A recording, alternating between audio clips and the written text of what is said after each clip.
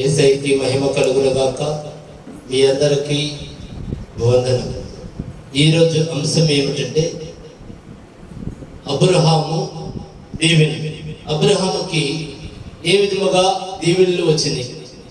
ఎందుకంటే అబ్రహాముకి దీవెనలు వస్తే మనందరికీ కూడా దీవెనలు రావాలంటే మనం ఏ విధముగా ఉండాలి?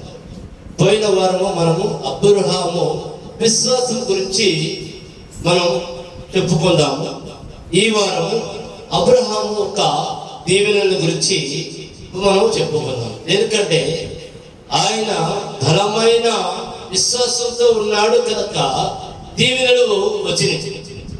మనము కూడా మన జీవితంలో కూడా మనకి అనేకమైన దీవెనలు కావాలి అంటే మనము కూడా ఏ విధముగా ఉండాలి అనేది వాక్యం ద్వారా మనము తెలుసుకుందాం. ఎందుకంటే ఆయన్ని నమ్మితే చాలు. మన యేసయ్య నమ్మదగిన దేవుడు. అందుకే ప్రతి ఒక్క విషయంలో కూడా మనము ఎవరిని ముందు పెట్టుకోవాలి? మనకి ముందుగా యేసయ్యని ముందు పెట్టుకోవాలి. మన కార్యం ఏదైనా, మన పని ఏదైనా, మన పరిస్థితి ఏదైనా మనము ఎవరిని ముందుగా పెట్టుకోవాలంటే యేసయ్యని మనకి ముందుగా పెట్టుకోవాలి. యేసయ్య మా సమస్తము నీ పాదాల చేత పెట్టుచున్న మా సమస్త భారము. ఎందుకంటే మీరు సమస్తము చేయగలిగిన దేవుడని పరిపూర్ణముగా మనం నమ్మినట్లయితే ఆ దీవెనలు అన్నీ కూడా మనకి వర్తిస్తాయి. ఎందుకంటే ఆయన నమ్మదగిన దేవుడు, సర్వశక్తి కలిగిన దేవుడై ఉన్నాడు కనుక మన యేసయ్య గొప్ప దేవుడు. అందుకే మనము కూడా ఎంత బలమైన దీవెనని పొందుకోవాలో ఈ రోజు వాక్యం ద్వారా మనం తెలుసుకుందాం. యేసయ్యకి మహిమ కలుగును గాక. మొట్టమొదటిగా దానియేలు 11:32 11వ అధ్యాయము 32 వచనం చదవండి.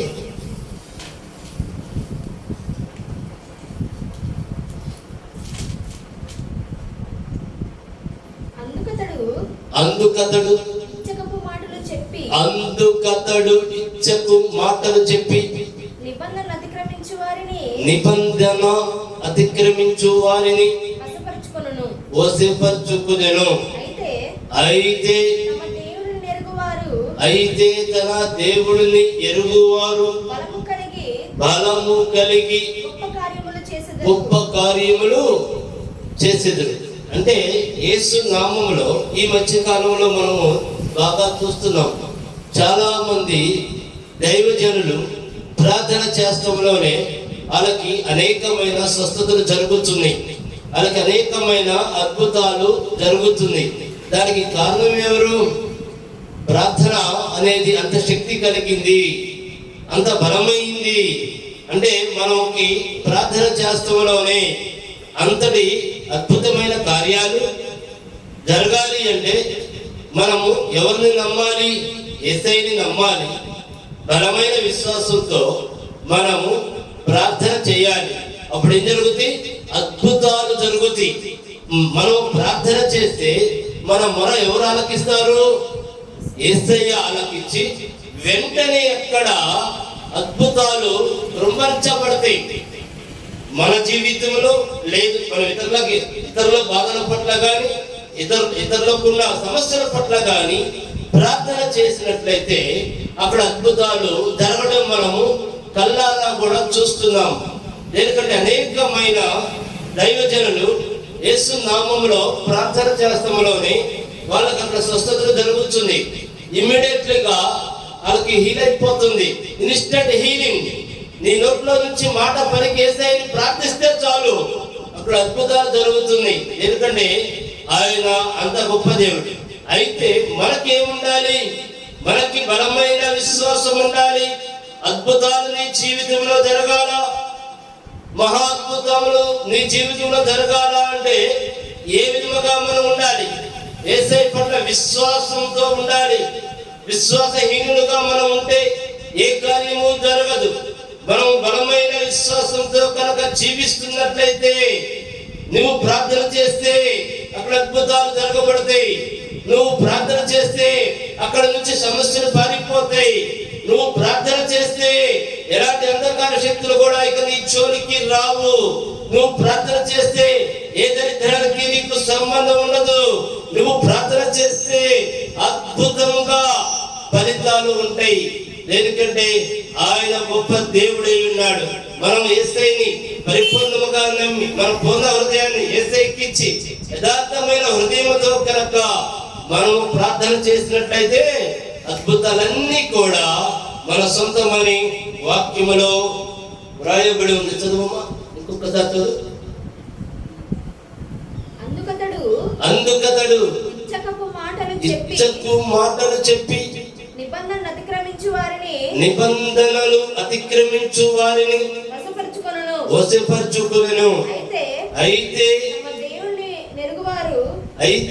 ఇక్కడ ఏమన్నాడు? తన దేవుడిని ఎరుగువారు వాళ్ళు ఎలా ఉంటారు? మన దేవుడిని కనుక ఎరుగువారంటే, అమ్మో నేను ఏమి చేస్తున్నా నా దేవుడు చూస్తున్నాడు అని భయం కలిగి ఉండాలి.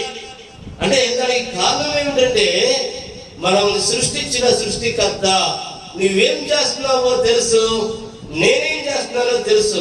కాబట్టి ఆయన పట్ల మనం ఎంతో భయముగా జీవించాలి. దేనికి? ఇంకొక చదువు అక్కడ నుండి చదువు. దేవుడిని ఎరుగువారు బలము కలిగి గొప్ప కార్యములు చేసేది. ఏమంటున్నాడు? దేవుడిని ఎరుగువారు బలము కలిగి గొప్ప కార్యాలు చేసేదురు అని వాక్యంలో వ్రాయబడి ఉంది. దేనికంటే ఫస్ట్ దేవుడిని ఎరగడం వల్ల మనకి ఏం జరిగింది? భయము కలిగింది. ఎలాంటి భయం? మనము మోసాలు చేయకూడదు, ఇతరులకి హాని కల్పించకూడదు, ఇతరులని మన నుంచి గాయపరచకూడదు. దేనికంటే ఇలాంటివన్నీ కూడా మనం భయంతో జీవించాలి.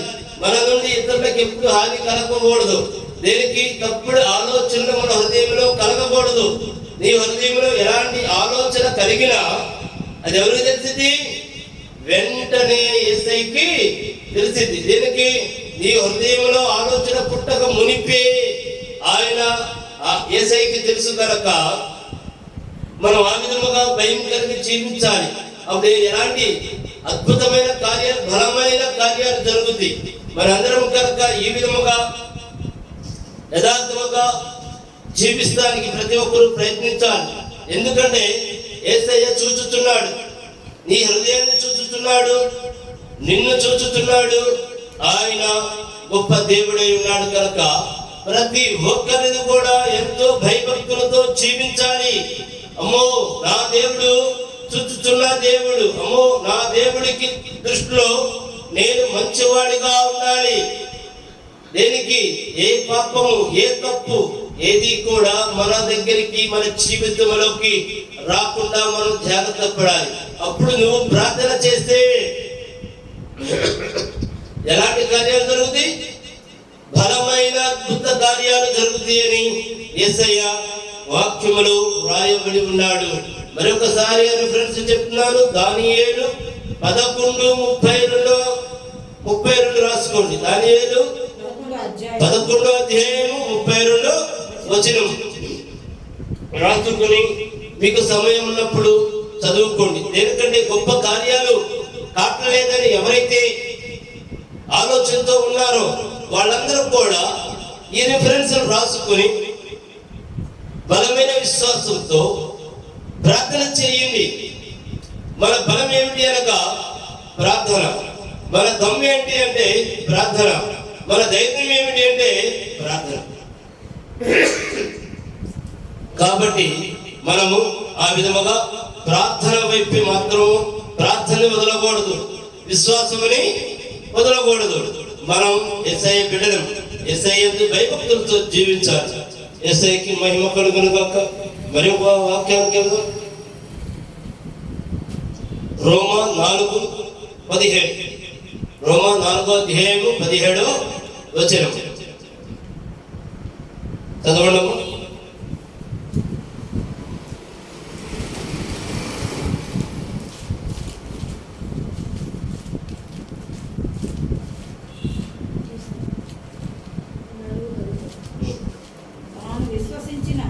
తాను విశ్వసించిన దేవుని ఎదుట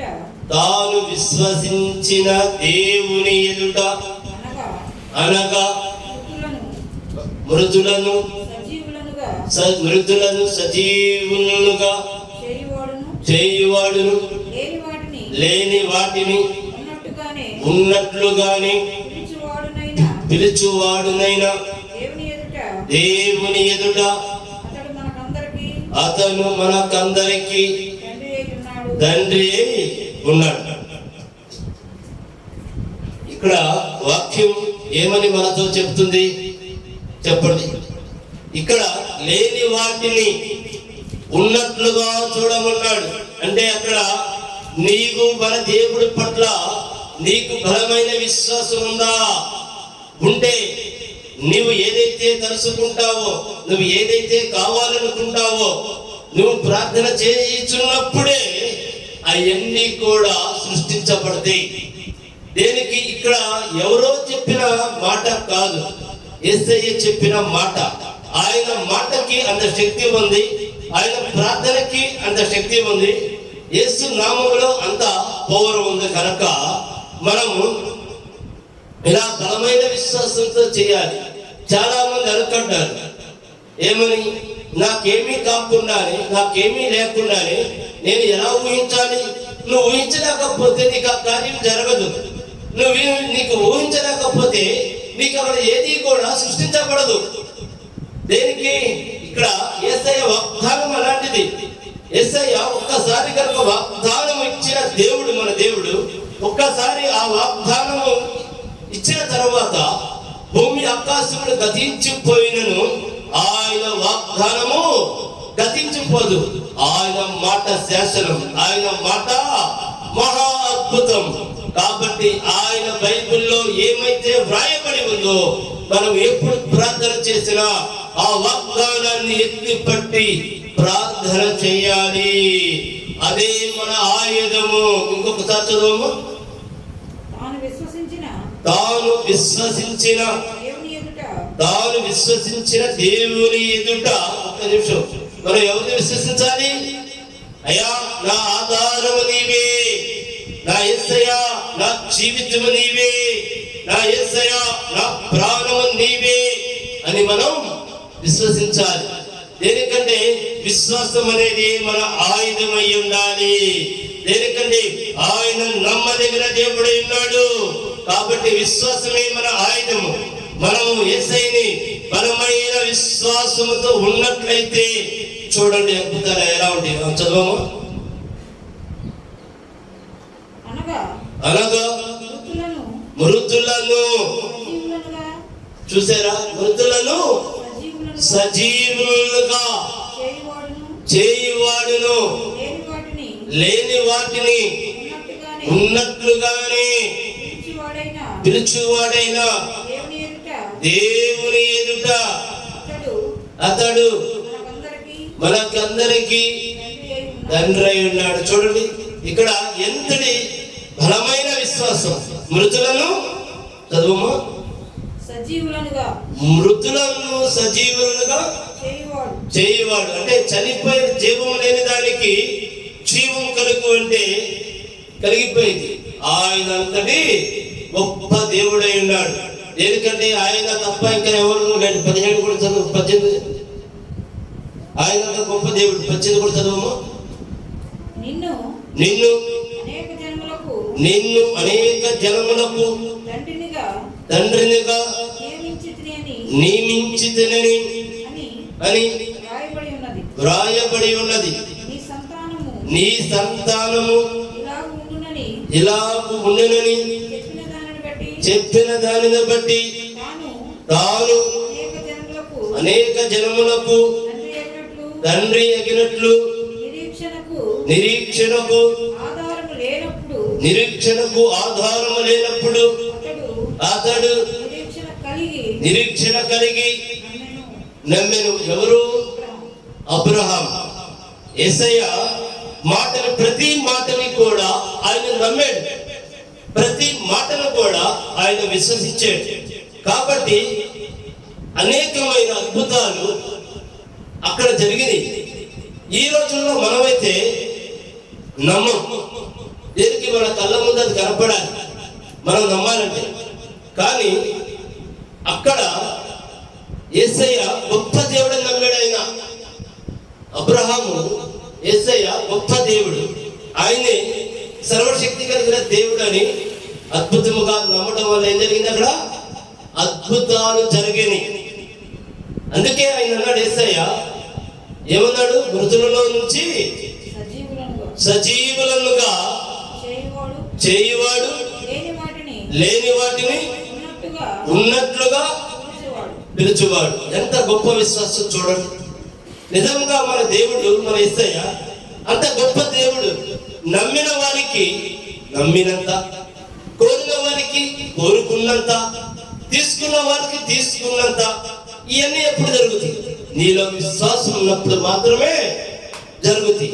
అందుకే మనం ఎలా ఉండాలి అంటే, ప్రతి ఒక్కరు కూడా ఈ లోకంలో ధనము కోసం ఏ విధంగా మనం పోరాటం చేస్తున్నాం. వాళ్ళకన్నా నేను బాగుండాలి, వాళ్ళకన్నా నాకు ఆస్తులు ఎక్కువ ఉండాలి, వాళ్ళకన్నా నా హోదా ఎక్కువ ఉండాలి, వాళ్ళకన్నా నాకు మంచి పేరు ఉండాలి అని ఈ లోక ధనము కోసం ఏ విధంగా అయితే మనం పాకులాడుచున్నామో, అదే విధముగా మనము విశ్వాసం కొరకు యేసయ్య పట్ల, నా దేవుడు గొప్పవాడు, నా దేవుడులోనే సమస్తము ఉన్నాయి, ఆయన సర్వము నియమించిన దేవుడు, సమస్తము సృష్టించిన దేవుడు అని మనందరం కూడా దేవుడిని అంతగా నమ్మాలి. యేసయ్యని దేనికంటే ఎంతగా అయితే నువ్వు నమ్ముతావో నువ్వంతగా ఆశీర్వదించబడతావు. నువ్వెంతగా అయితే నువ్వు యేసయ్యని నమ్ముతావో నువ్వంతగా దీవించబడతావు. నువ్వెంతగా అయితే యేసయ్యని ప్రేమించి యేసయ్య పట్ల యథార్థంగా ఉంటావో నువ్వంత ఐశ్వర్యవంతుడు అవుతావు. దేనికంటే సమస్తము కూడా యేసయ్యలోనే ఉన్నాయి. అందుకే మనం ఏ విధంగా జీవించాలి అంటే, ఆయన గొప్ప దేవుడు. ఈ లోక ధనము కోసము ఏ విధంగా మనం శాశ్వతమైంది కాదు ఈ లోక ధనం, మనమే శాశ్వతము కాదు. కానీ ఇక్కడ ఏ విధంగా అయితే మనం ప్రతి ఒక్కరము ఏ విధంగా ఆశపడుచున్నామో, ఏ విధంగా కష్టపడుచున్నామో, అదే విధముగా ప్రార్థన జీవితము ప్రతి ఒక్కరికి ఉండాలి. అయ్యో నేను ప్రార్థనలో జీవించాలి. దేనికనగా మనం ప్రార్థనలో ఉంటే అనేకమైన అద్భుతాలు మన సొంతం. దేనికంటే ఆయన గొప్ప దేవుడై ఉన్నాడు కనుక మనం దేవుడి బిడ్డలుగా మనం జీవించాలి. మనలో విశ్వాసాన్ని పెంచుకోవాలి.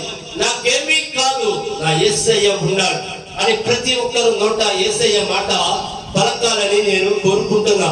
ఎందుకంటే ఈ లోకంలో మనకి ఎవరైనా సహాయం చేయొచ్చు, చేయకపోవచ్చు. కానీ మనందరము మనలో ఎవరైనా సరే ఆయన సన్నిధానానికి వెళ్ళి యేసయ్యా అని నోరు తెలిసిన ప్రతి ఒక్క బిడ్డ మొర ఆలకించే దేవుడు. దేనికంటే ఆయన ఏ ఒక్కరిని తిరస్కరించే దేవుడు కాదు. ఆయన్ని నోరు తెరిచి అడిగిన ప్రతి ఒక్క బిడ్డని ఆదరించి తన హృదయానికి హద్దుకునే దేవుడు మన దేవుడు. దేనికంటే ఆయనకి ఆయనే చాటి, ఇంకా ఎవరు లేరు పోటీ. కారణం ఏమిటో తెలుసా? మన కొరకు తన రక్తాన్ని చిందించాడు. అయ్యో నా బిడ్డల కొరకు నేను రక్తాన్ని చిందించాలి. ఏ ఒక్కరు కూడా ఇబ్బంది పడటం ఆయన చోటు, ఏ ఒక్కరు కూడా నశించకపోవడం ఆయన చూడడు. ఎందుకంటే మనందరం కూడా ఆయన బిడ్డలు. మనకి అన్ని దీవెనలు కావాలన్నా, మనకి ఏది కావాలన్నా మనం యేసయ్య పట్ల బలమైన విశ్వాసంతో ఉండాలి. ఎందుకంటే ఆయన గొప్ప దేవుడై ఉన్నాడు కనుక ఆయనే నా దేవుడని మనందరం కూడా నమ్మాలి. మనలో ఏదించుకోవాలి చెప్పండి? ఆయన పట్ల బలమైన విశ్వాసం ఉంచుకోవాలి. ఏదైనా మా యేసయ్య ఉన్నాడు. అబ్రహాము దేవుడిని మహిమపరిచి ఆయన వాగ్దానం చేసిన దానిని నెరవేర్చుటకు సమర్థుడని రూఢిగా విశ్వసించి విశ్వాసము వలన మనకి విశ్వాసం ఉంటే ఏమొస్తుంది? బలము. ఎలాంటి బలము? అద్భుతాలు. నీ నోటి నుంచి ప్రార్థన చేస్తే అక్కడ అద్భుతాలు జరుగుతాయి. దేనికి? నీ మొర యేసయ్య వెంటనే ఆలకించే దేవుడు కనుక మనకి విశ్వాసం కావాలి మెయిన్. ఎందుకంటే మన జీవితంలో ఏం కావాలి? మనకి విశ్వాసం కావాలి. మనందరం కూడా దేవుడి బిడ్డలము అయ్యున్నాము కనుక ఎందుకంటే మనం విశ్వాస వీరులాగా జీవించాలి. మరొక వాక్య భాగాలు కదా,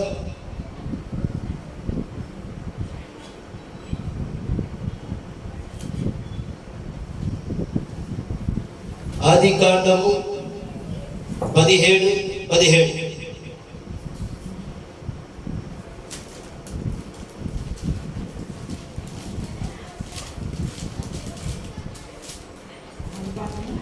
ఆదికాండము 17:17. ఆదికాండము 17వ అధ్యాయము 17వ వచనం. అప్పుడు అబ్రహాము సాగిలపడినవి నూరేళ్ల వాడికి సంతానము కలుగున 90 ఏళ్ల శారా కనున అని మనసులో అనుకొను. మరి నిజానికి మనం ఈ లోకంతో కనుక చూసుకుంటే అది అసాధ్యమే. 100 సంవత్సరాలు అతను బిడ్డను కనగలుగుతాడా? 90 సంవత్సరాలు గర్భం ధరించగలిగిందా? 100% అది కాదు. కానీ ఇక్కడ మనం గమనించవలసింది యేసయ్యకి సమస్తము సాధ్యం. అయితే ఎలా సమస్తము సాధ్యం? ఆయన ఈ వయసులో నేను ఇక కనలేను, నా వల్ల కాదు యేసయ్య చెప్పాడేంటి అని విశ్వాసంతో కనుక లేనట్లయితే అక్కడ కార్యం జరిగేది కాదు. కానీ నేను సర్వశక్తి కలిగిన దేవుడి మాటను ఆలకించాలి అని బలమైన విశ్వాసముతో ఆ యేసయ్య మాటని అంగీకరించాడు. దేనికి? ఆయన సర్వశక్తి కలిగిన దేవుడు, నా దేవుడి మాట 100కి 100% జరిగింది. అప్పుడు ఏం జరిగింది? ఆయన విశ్వాసంతో ఉండటం వల్ల, బలమైన విశ్వాసంతో ఉండటం వల్ల 100 సంవత్సరాల్లో ఈ వాగ్దానము కలిగింది. శారాకి అప్పుడు వయసు ఎంత? 90. ఈయనకి 100. బలమైన విశ్వాసంతో ఉండడం వల్ల అక్కడ అద్భుతం జరిగిందా లేదా? యెహోవాకు అసాధ్యమైనది ఏదైనా కలదా?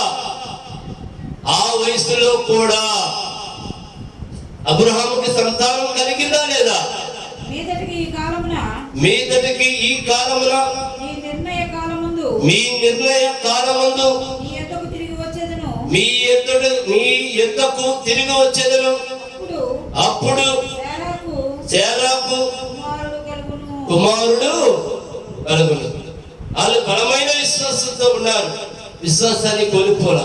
అబ్రహాము కోల్పోలేదు, శారా కోల్పోలేదు. ఎందుకు చెప్పండి? ఆయన సర్వశక్తి కలిగిన దేవుడు. యేసయ్య మాటని ఆలకించారు, యేసయ్య మాటను అంగీకరించారు. కాబట్టి ఆ వయసులో కూడా అద్భుతాలు జరిగినాయి. అంటే ఆయన యొక్క అనుగ్రహం, దేవుడి యొక్క దీవెనలు ఏ వయసులో కూడా జరుగుతుంది. దేనికి మనం నమ్మాలి? దేనికని? నిజానికి 90 సంవత్సరాల వయసులో ఎవరైనా గర్భం ధరించగలుగుతారా? ఖచ్చితంగా అది ఈ లోకానికి వ్యతిరేకం. 100 సంవత్సరాల వయసులో అబ్రహాము ఆయన అదే ఆలోచించాడు. కానీ ఆ ఆలోచనని పక్కన పెట్టి నా దేవుడు శక్తి కలిగిన దేవుడై ఉన్నాడు, నా దేవుడు ఇచ్చిన మాటని నెరవేర్చే దేవుడు అని బలమైన విశ్వాసంతో జీవించాడు. అద్భుతాలు అక్కడ కురుమరించబడి ఏం జరిగింది? అద్భుతమైన సంతానమును యేసయ్య ఇచ్చి ఉన్నాడు. ఎంత గొప్ప దేవుడు చెప్పండి. అబ్రహామును శారాను బహుకాలము గడిచిన వృద్ధులయ్యుండిరి. స్త్రీ ధర్మము శారాకి నిలిచిపోయింది కనుక శారా నేను బలము ఉడికిన దానిను తరువాత నాకు తరువాత నాకు సుఖము కలుగున నా యజమానుడు బుద్ధుడై ఉన్నాడు కదా అని తనలో నవ్వుకొనెను. అంతటా దేవుడు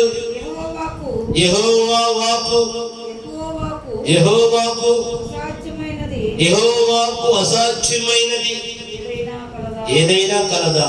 ఆయన ఏమైనా చేయగలిగిన దేవుడు. అందుకే ఆయన సర్వశక్తి కలిగిన దేవుడు. ఏం జరిగింది?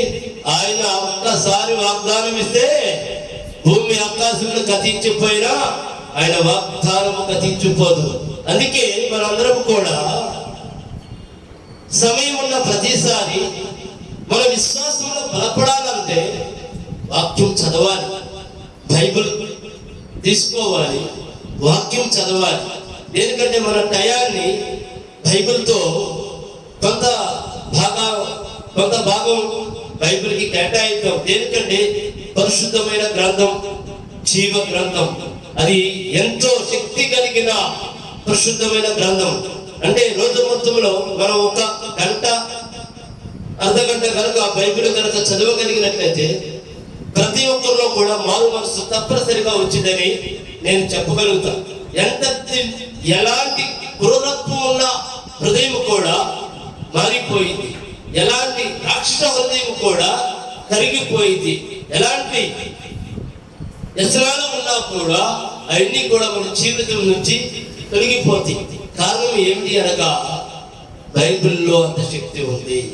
యేసయ్య అంత శక్తి కలిగిన దేవుడు. బైబిల్ చదువుతున్నావు అంటే మనం ఎవరితో ఉన్నట్లు తెలుసా? యేసయ్యతో ఉన్నట్లు. యేసయ్య మనము కలిసి మాట్లాడుకుంటున్నట్లు.